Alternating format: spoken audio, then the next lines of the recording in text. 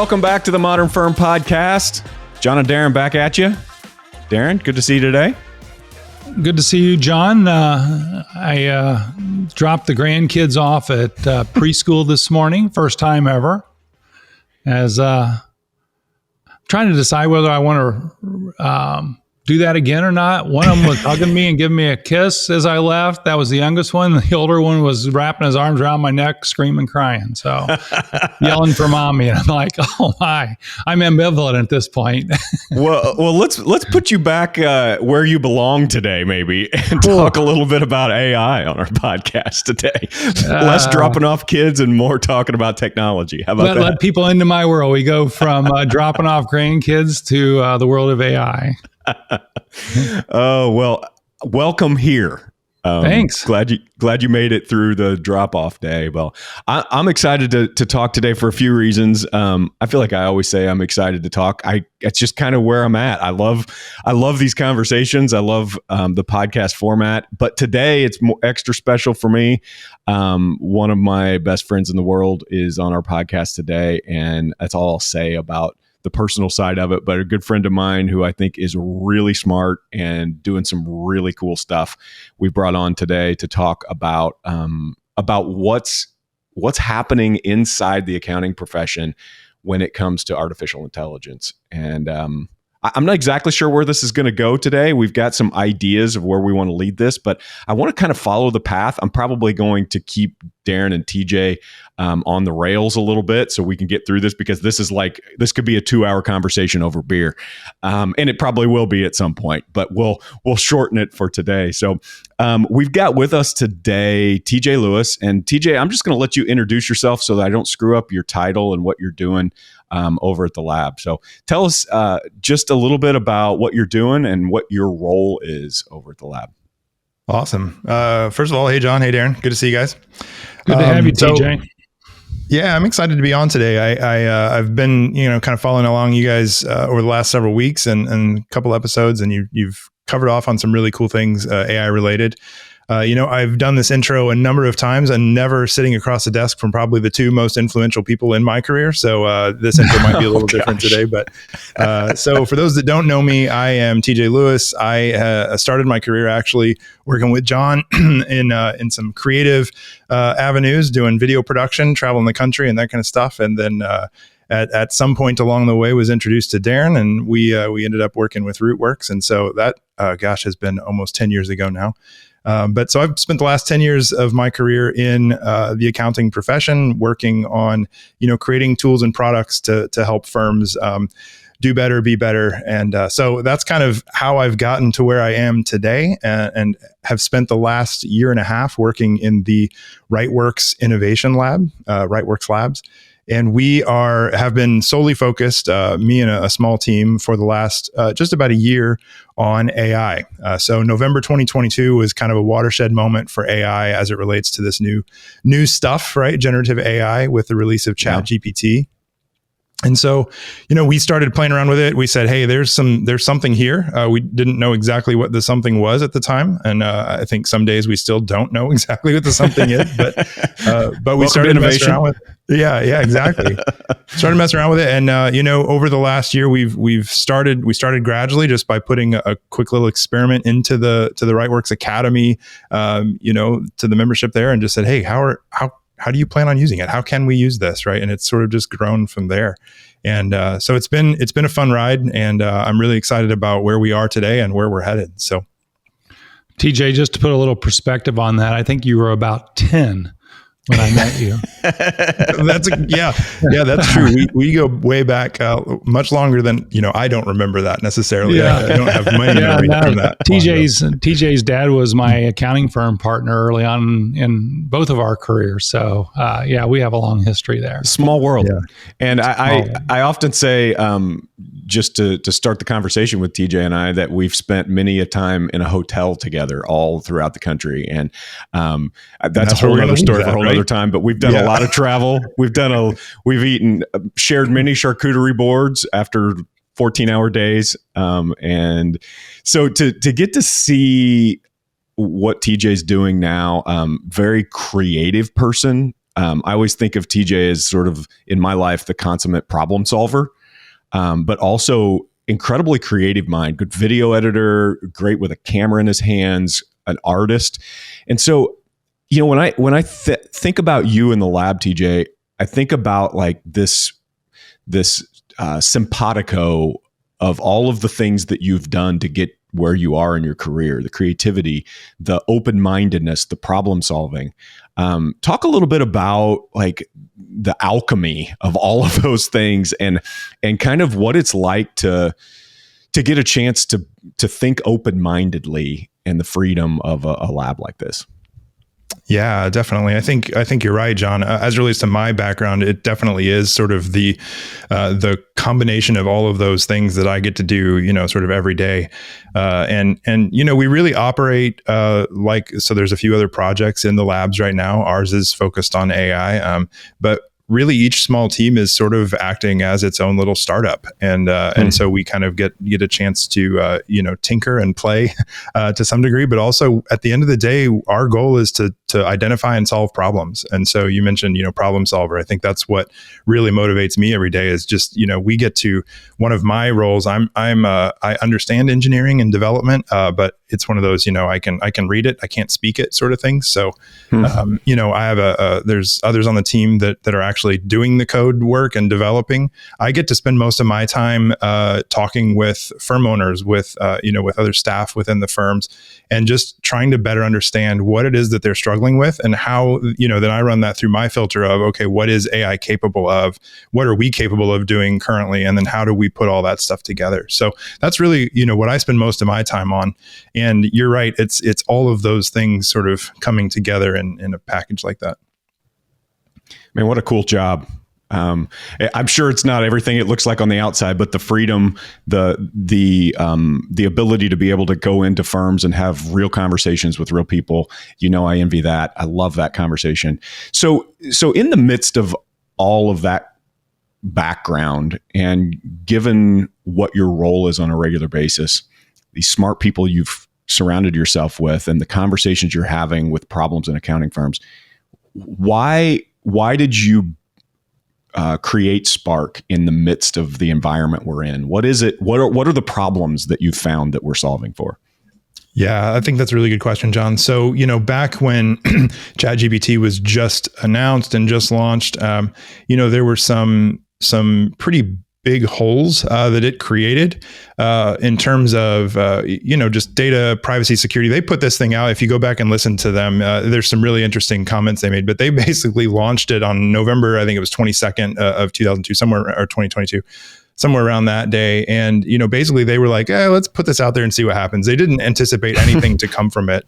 And then, within a matter of weeks, they were the fastest to 100 million users, so wow. It was one of those that it sort of was a, hey, let's put this out there and just get some feedback. And it turned into a real thing real fast. And so that opened up some, great opportunities and some gaping holes, right? So one of the things that we felt like we could solve for, as soon as they opened up the API, we connected to it. And one of the benefits to that was a little bit more privacy and security. And we know that within our industry, right, that's really important. We want to make sure that data that's being submitted is being handled, sort of correctly. And the API connection allowed us to control what information was, how information was being handled by their system. And so just the quick thing there is, if you're using ChatGPT free or something like that, any information you submit into that can get pulled into, or will get pulled into, their larger language model for additional training, et cetera. When using the AI, the API like Spark does, that does not happen. So that information stays, just on our servers. Obviously, they process it and return a response, but it doesn't get pulled into the language model. So that's just an example, right, of the kinds of things that we were trying to pay attention to on behalf of our users and our customers. And we'll continue. Guys, just to level set, because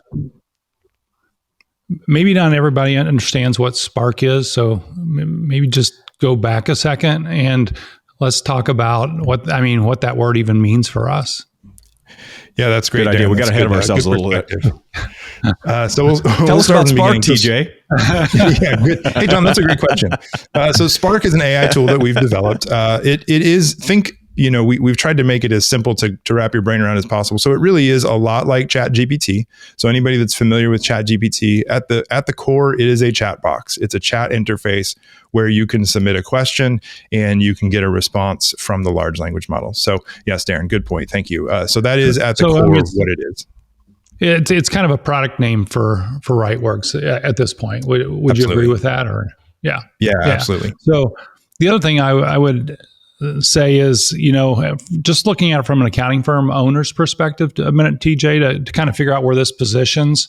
Intuit's going to roll out and has rolled out, their Intuit Assist model, which is a large language model and, AI driven, which is looking into their data set, which is, QuickBooks Online probably. And then other vendors, whether it's ADP or Bill.com, they all have data sets that they're going to be using AI to look into and surface information. Is that a fair assessment, you think?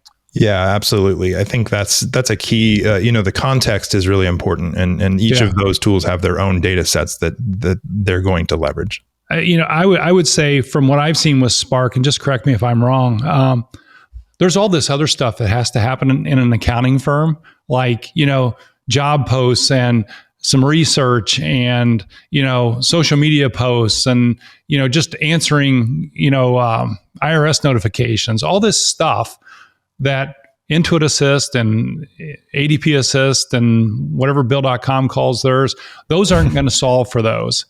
And Probably there's all this administrative, there's all this administrative stuff, right, that needs to be solved for. And that feels like the core of what I see in Spark so far. Is that kind of a fair assessment? Yeah, exactly. So I think what you're pointing out is there's sort of the point solutions, right? The solutions that exist within each of your tools, the Intuit, ADP, et cetera.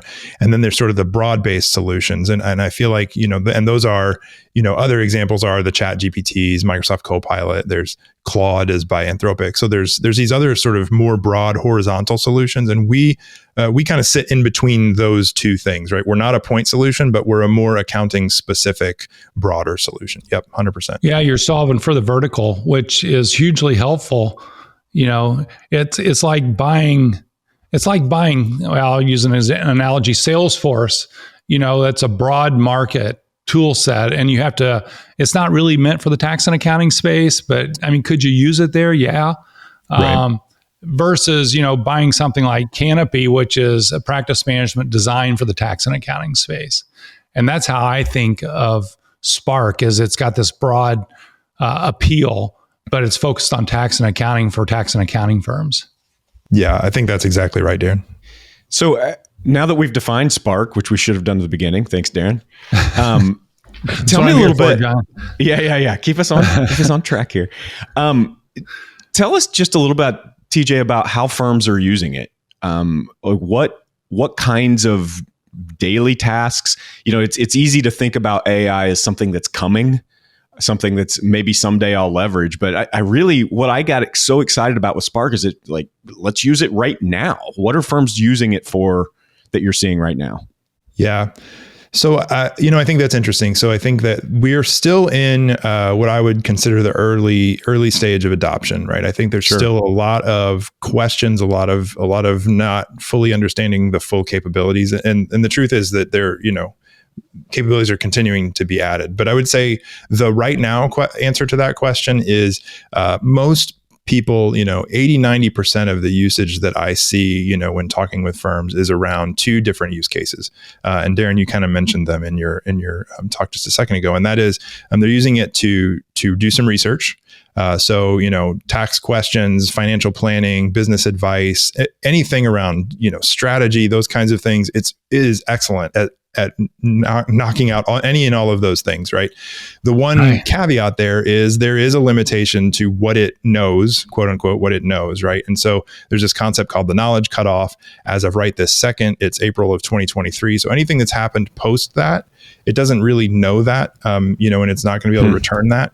But as it relates to tax planning strategies and business strategy and other things like that, those, sort of cornerstones of things like that haven't really changed much in the last 10 months, right? So you just might need to go get the specific, what's the amount of whatever that we can depreciate this year versus whatever.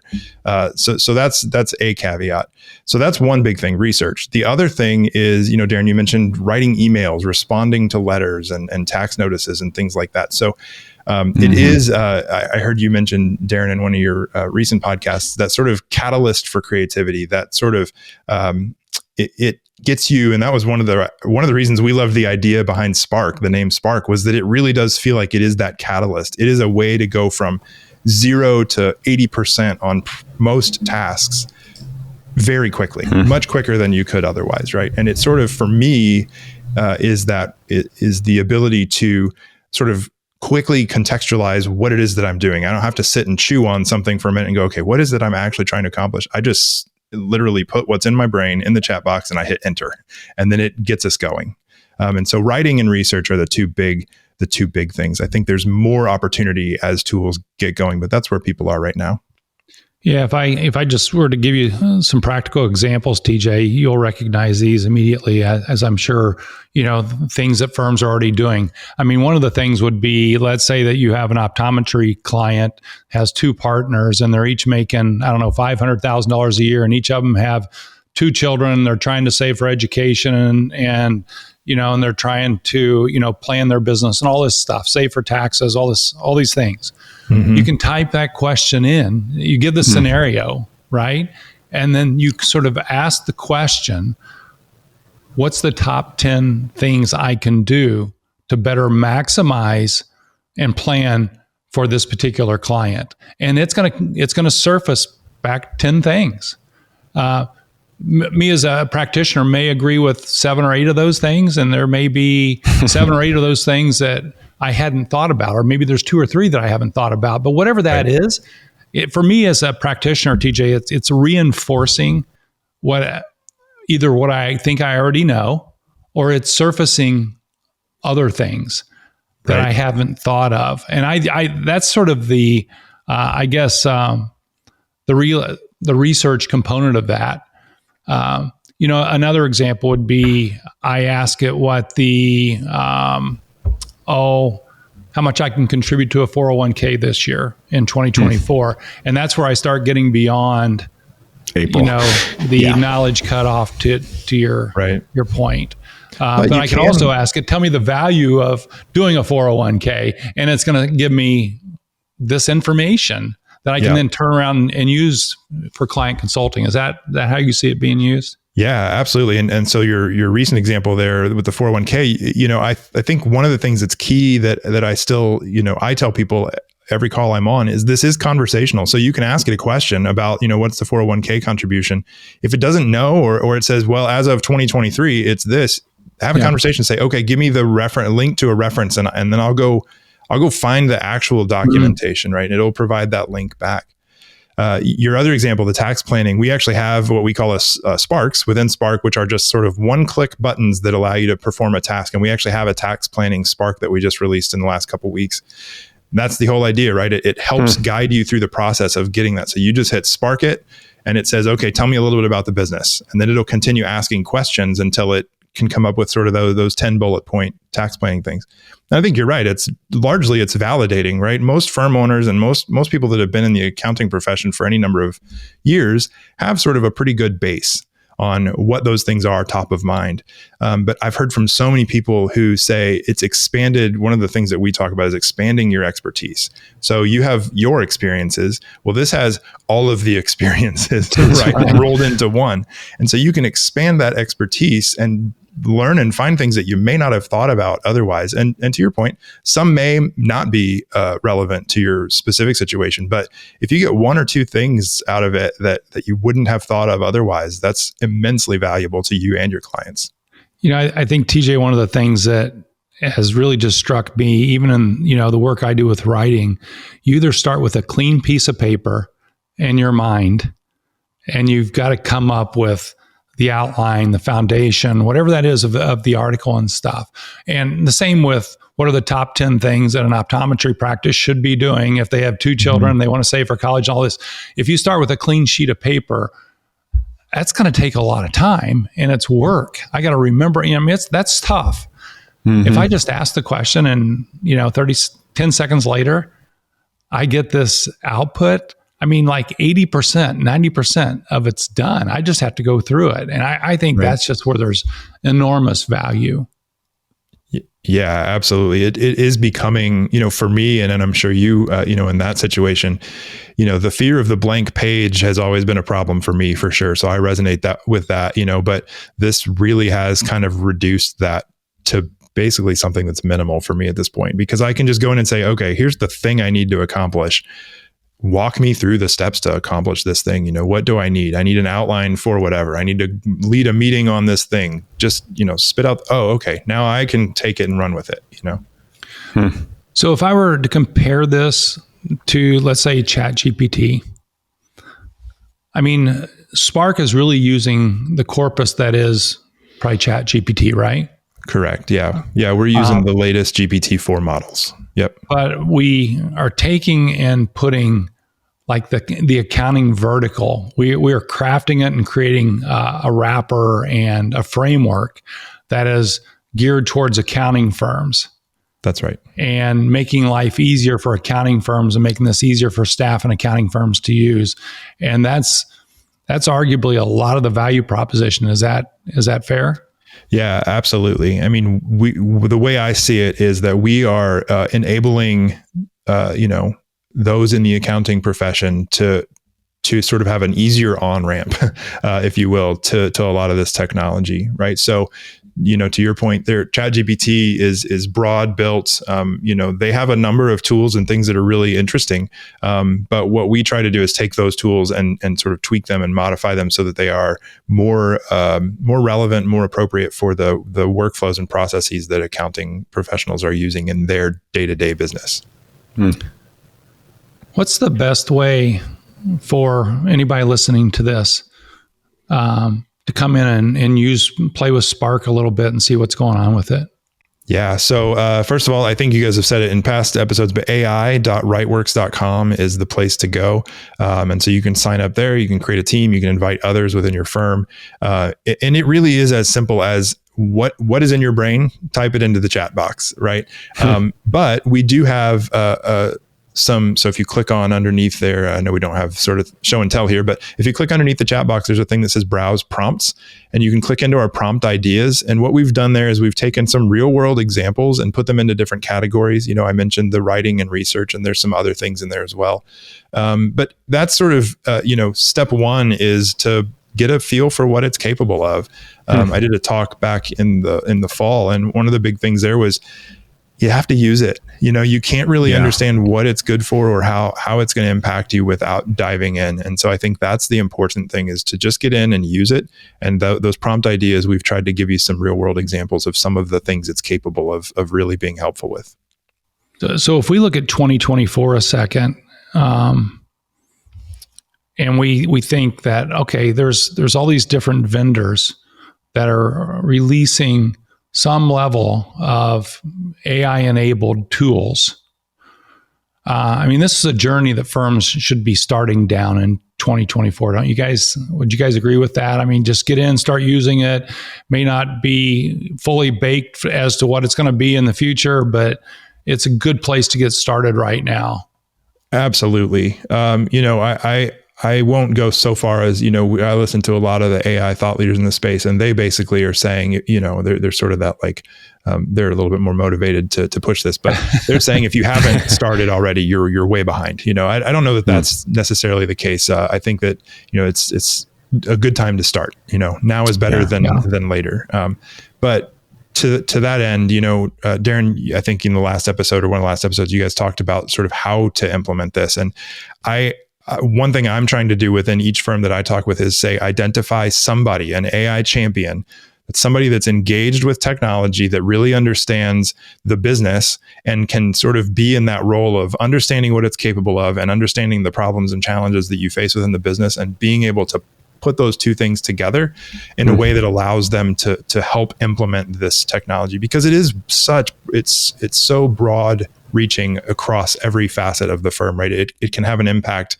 It's not like you just got a new tool that performs this one function that's going to impact this piece of your business. It's across everything that you're doing. And so I think having that person or those people that are really engaged with AI right now, to be able to sort of guide and lead that within the firm is really important.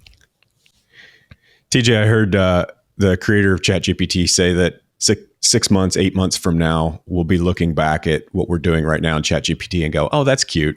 Yeah, that was cute." Exactly. Because it's moving so fast. And what is next in your mind? I mean, I just want to pick your brain for a second. What does it look like a year from now for accounting firms when it comes to AI? What's coming that we don't know about? Yeah, I think this is a great question. In fact, I would love for us all to engage in this, because this is the chance to just sit back and dream, right?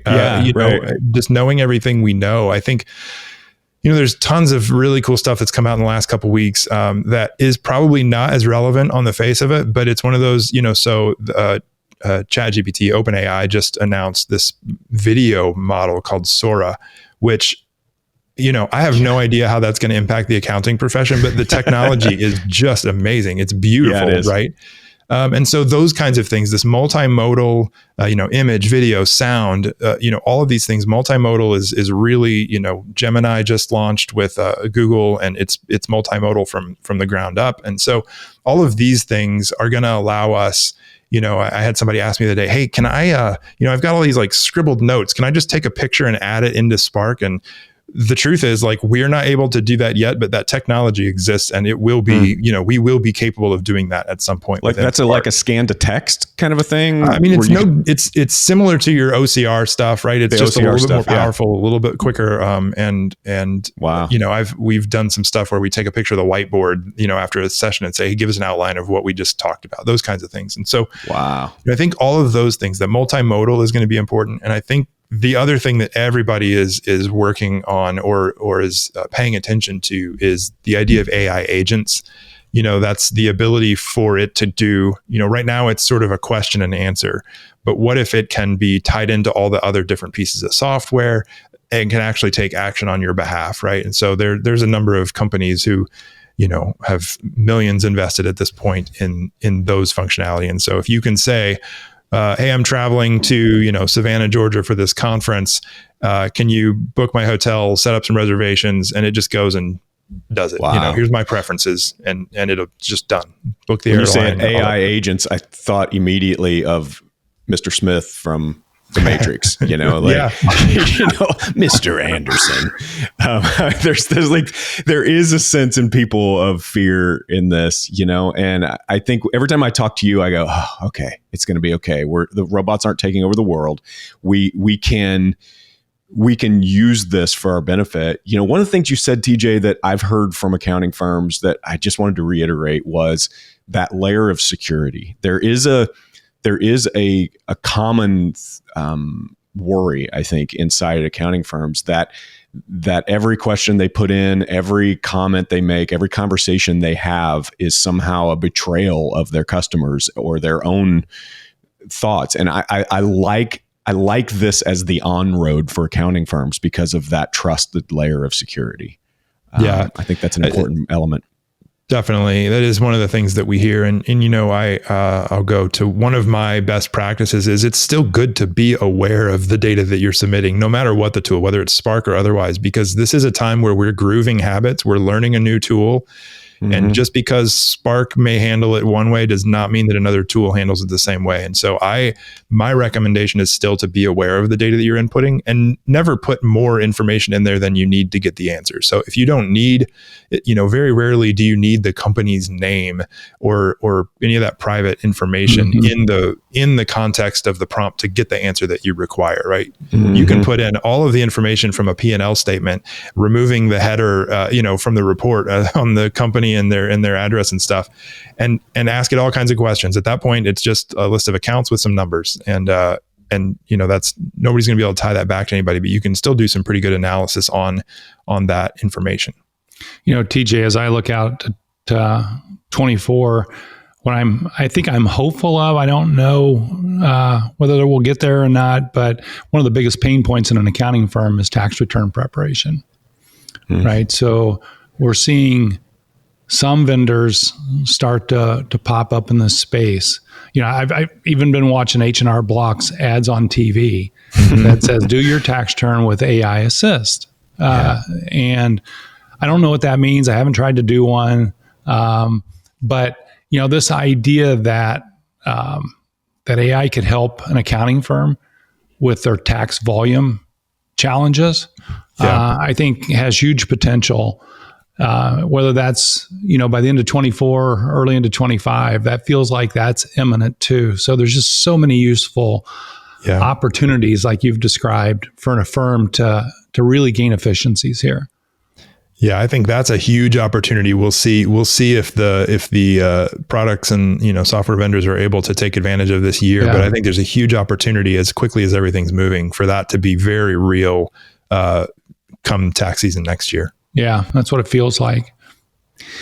TJ, thanks for being here today, man. I love talking to you. Appreciate you being at the forefront of this for the people that we care about in accounting, especially, and small businesses in general. And this is not the last time we're going to have you on. We want to keep hearing about where you're headed. And I mean, as always, the idea of the Modern Firm podcast is to be thinking about what's next, to not be stuck in our ways, to not be thinking about just ruminating on where we're at now. And appreciate you bringing us a little spark today.